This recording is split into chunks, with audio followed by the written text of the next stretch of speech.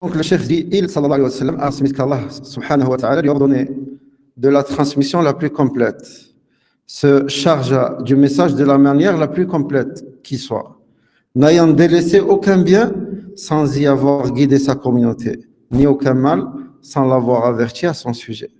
Que les éloges d'Allah et ses salutations soient sur lui. Il combattit pour Allah avec tout l'effort qu'il mérite, jusqu'à ce qu'il ait atteint la certitude, c'est-à-dire la mort, laissant sa communauté sur une voie claire de jour comme de nuit, dont seuls les perdants dévient. Donc la religion d'Allah subhanahu wa ta'ala, le messager d'Allah sallallahu alayhi wa sallam, il a transmis de façon complète. Est-ce qu'il y a quelque chose qui manque dans la religion d'Allah? Est-ce que le messager d'Allah sallallahu alayhi wa sallam a oublié de mentionner certaines choses qu'Allah lui a ordonné de transmettre? Non. Donc la religion d'Allah est complète. Et le messager d'Allah sallallahu alayhi wa sallam, si tu crois qu'il a transmis le message de la manière la plus complète, est-ce qu'il t'incombe donc d'y ajouter quelque chose? De faire une chose que le prophète sallallahu alayhi wa sallam ne faisait pas, comme le mawlid par exemple. Est-ce que le prophète sallallahu alayhi wa sallam fêtait le mawlid? Est-ce qu'il nous a incité à le faire, nous a ordonné de le faire?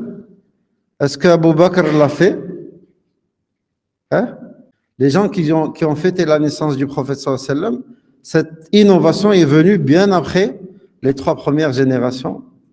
Et le prophète sallallahu alayhi wa sallam a mentionné dans le hadith que les meilleures générations, ce sont ses compagnons, ceux qui les ont suivis, ceux qui les ont suivis. Donc regarde, toi, tu veux être avec qui? La première, la deuxième, la troisième, ou est-ce que tu veux faire partie des compagnons qui étaient avec le prophète sallallahu alayhi wa sallam? Tu veux être avec eux. Eux, ils l'ont pas fêté. Aucun d'entre eux a fêté la naissance du prophète sallallahu alayhi wa sallam.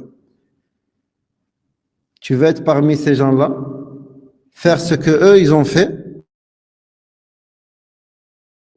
ou tu veux suivre les khalaf qui sont venus après, qui ont innové dans la religion d'Allah subhanahu wa ta'ala, ils ont introduit des choses dans la religion d'Allah qui n'étaient pas à l'époque du prophète sallallahu alayhi wa sallam.